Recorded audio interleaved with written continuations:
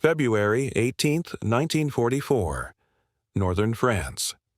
A little after midday, and the sky above Amiens is the color of wet slate. 18 aircraft skim the fields at little more than treetop height, so low that farm workers below duck instinctively, so low that the pilots can see individual cows scatter in the frozen mud. These are de Havilland Mosquitoes, twin-engined, wooden-skinned, and moving at over 380 kilometers an hour, barely 10 meters off the ground. Inside the lead cockpit, Wing Commander Basil Embry watches the road unspool beneath him, counting seconds, checking landmarks against a photograph pinned to his knee. Ahead lies a walled prison, its outer perimeter a meter thick, built by the French decades earlier to keep men in. Today, a formation of Allied bombers intends to use it to let men out. Inside those walls sit hundreds of French resistance fighters, condemned men and women, some scheduled for execution within days. Standard doctrine says you do not bomb a prison to save the prisoners inside it.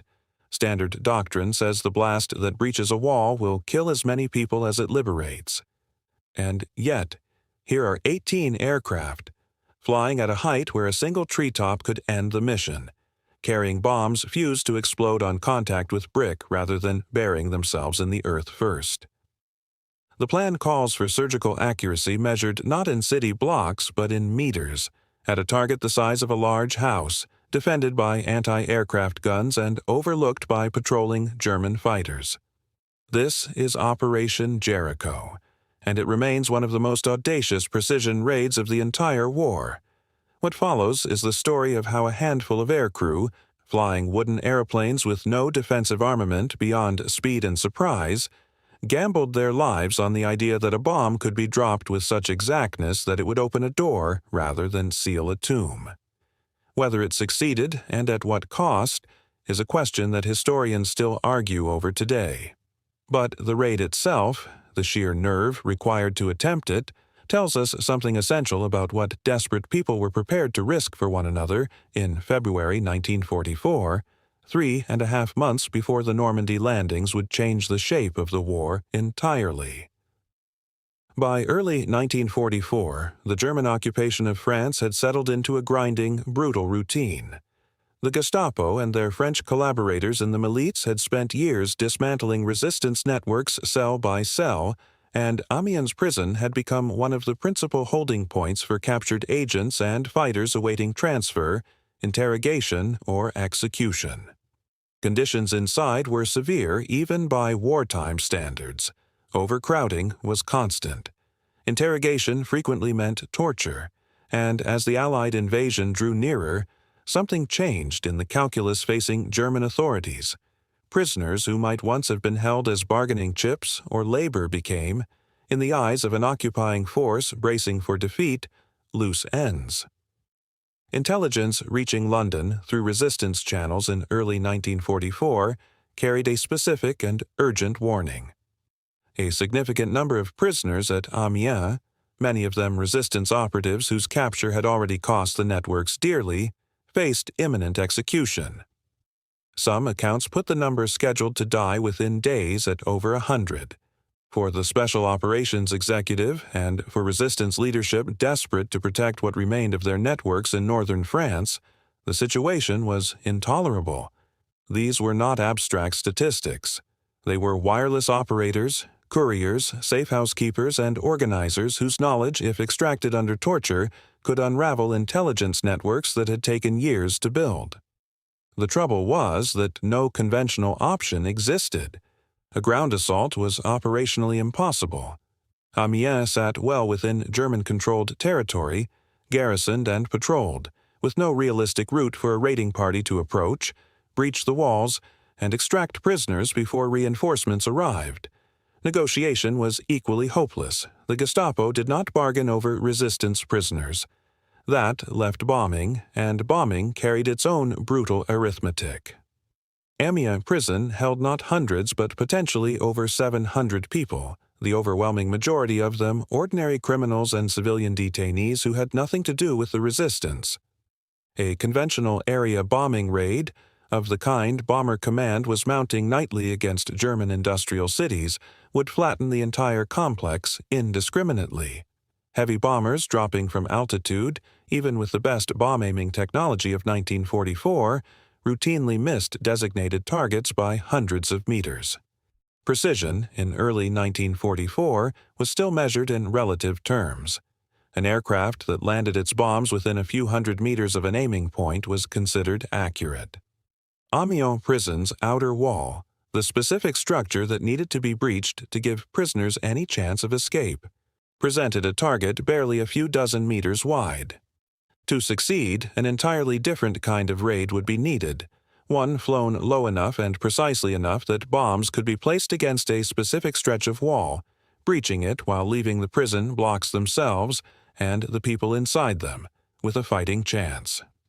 It demanded aircraft fast enough to survive at treetop height over hostile territory, accurate enough to hit a target the width of a house from a bombing run measured in seconds, and flown by crews willing to accept that the margin between success and catastrophe was measured in meters and in split seconds of timing.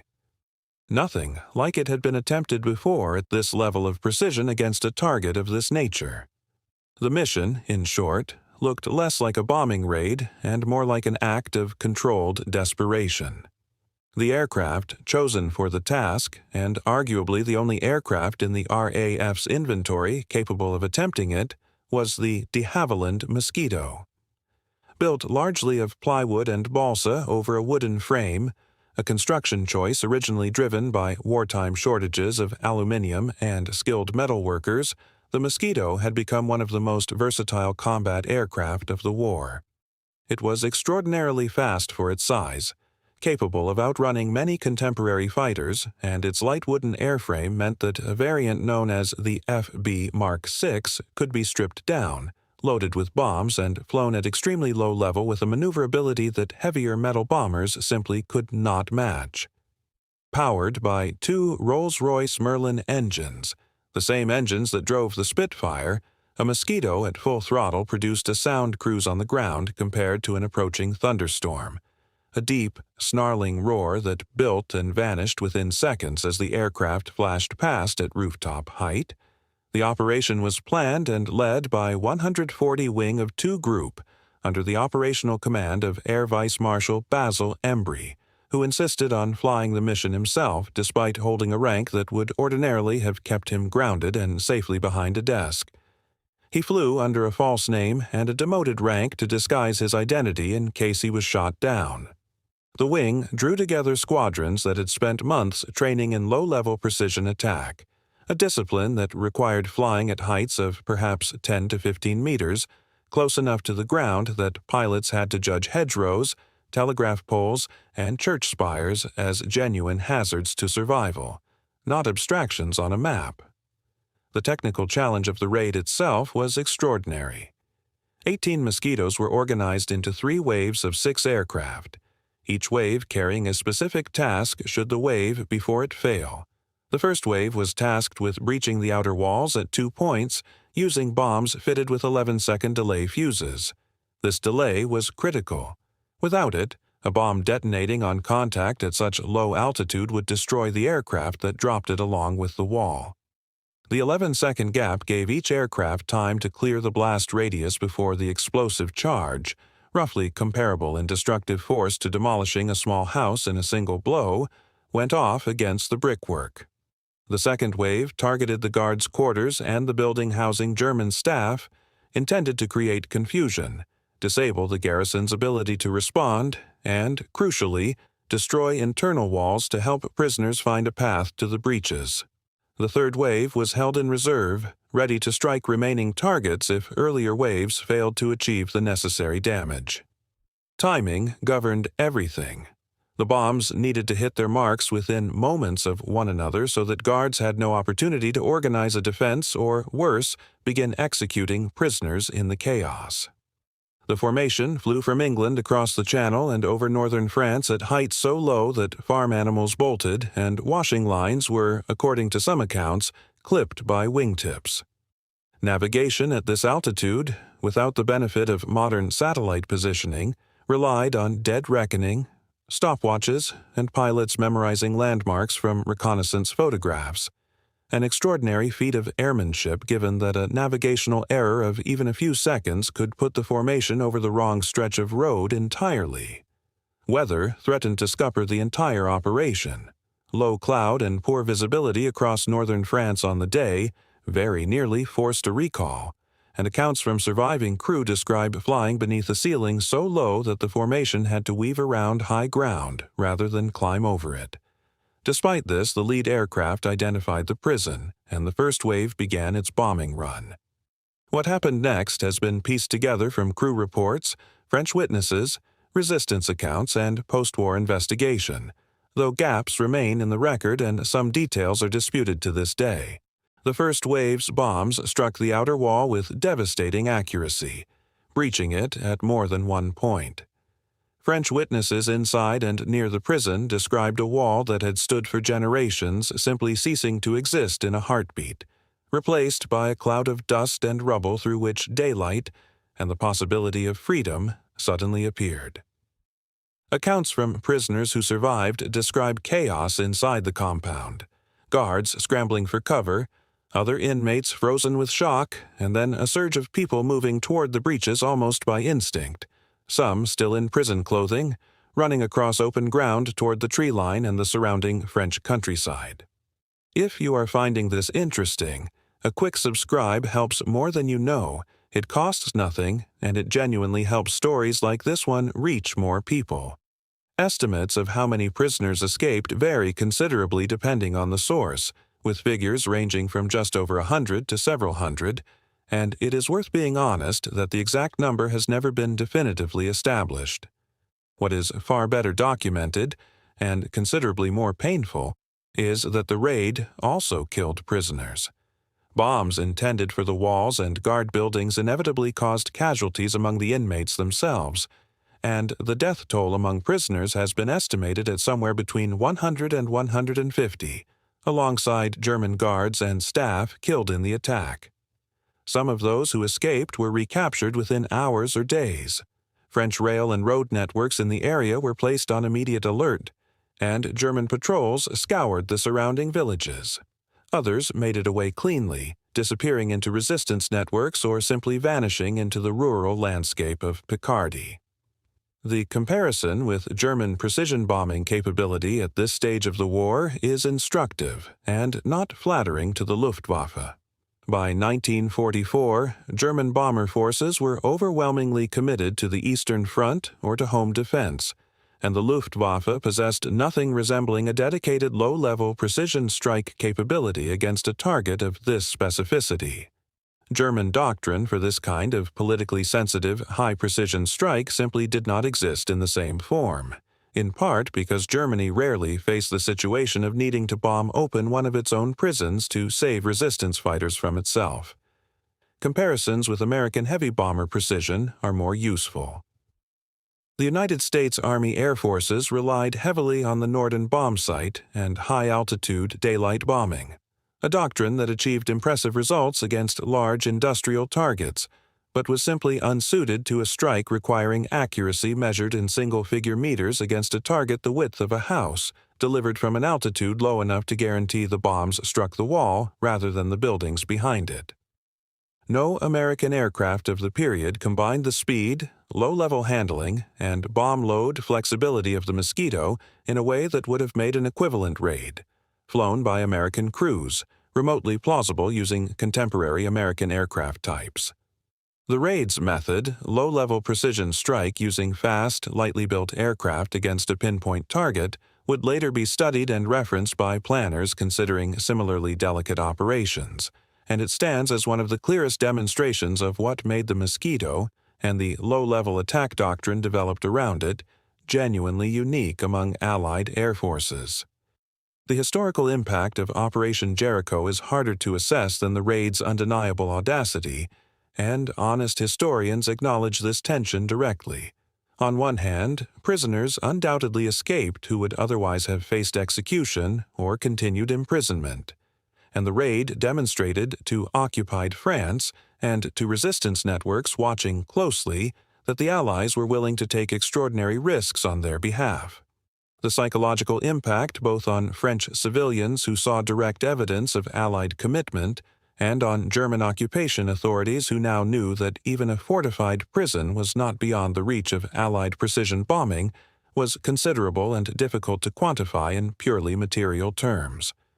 On the other hand, the raid killed prisoners as well as freeing them, and some historians have questioned whether the intelligence that prompted the raid, warning of imminent mass executions, was as solid as believed at the time, or whether it originated from sources whose reliability has since been disputed. This uncertainty does not diminish the raid's historical significance, but it does mean that any account claiming a clean, uncomplicated triumph is not being entirely honest with the evidence. What is beyond dispute is the raid's place in the development of precision air warfare. Operation Jericho became one of the defining case studies in low-level pinpoint bombing, an approach that would be refined further in subsequent two-group operations against equally delicate targets, including Gestapo headquarters in occupied Europe later in 1944. The mosquitoes that flew the raid are represented today in museum collections across Britain, including at the RAF Museum, where visitors can see the aircraft type up close and gain some sense, though never a complete one, of just how small and fast and fragile these wooden aircraft truly were when measured against the task asked of them on that February afternoon. Return, for a moment, to that formation crossing the French coast at 10 meters, engines howling, pilots watching hedgerows flash past close enough to touch. It is worth sitting with just how narrow the margin for error was on this operation. A navigational mistake of a few seconds meant the wrong target. A bomb fuse malfunctioning meant the aircraft that dropped it might not survive its own blast. A single burst of anti-aircraft fire at that altitude meant no chance of bailing out, no altitude to recover, nothing but the ground rushing up. And yet 18 aircraft flew this mission anyway, because the alternative, doing nothing while resistance fighters awaited execution behind a wall nobody believed could be breached with any precision, was considered worse than the risk. The raid did not free every prisoner. It did not eliminate the Gestapo's grip on occupied Amiens, which continued its brutal work in the months that followed. It did not and could not undo the deaths of prisoners killed in the very bombing meant to save them, a fact that sits uncomfortably at the center of this story and always will. What it did do was prove something that mattered enormously to the people fighting a shadow war across occupied Europe, that precision, real, meters not miles precision, was achievable from the air, even against the most delicate and dangerous of targets, and that Allied commanders were willing to stake aircraft and aircrew on the principle that some risks were worth taking for people most of Europe would never know by name. 80 years on, the wall at Amiens is gone, rebuilt long ago, the prison itself altered and repurposed by time in the way that most wartime structures eventually are. What remains is the record, incomplete, occasionally contested, but unmistakably remarkable. 18 wooden aircraft, flown at treetop height across hostile territory, that attempted something no Air Force had seriously attempted before, breaching a fortified wall with enough precision to offer hundreds of condemned people a chance, however brief, however costly, at freedom. Some died in the attempt to save them. Others walked free because of it. Both truths belong to this story, and neither cancels the other out. That, in the end, is Operation Jericho. Not a clean victory, not a simple tragedy, but a raid flown by people who decided that the attempt itself, however narrow the odds, however uncertain the outcome, was worth making.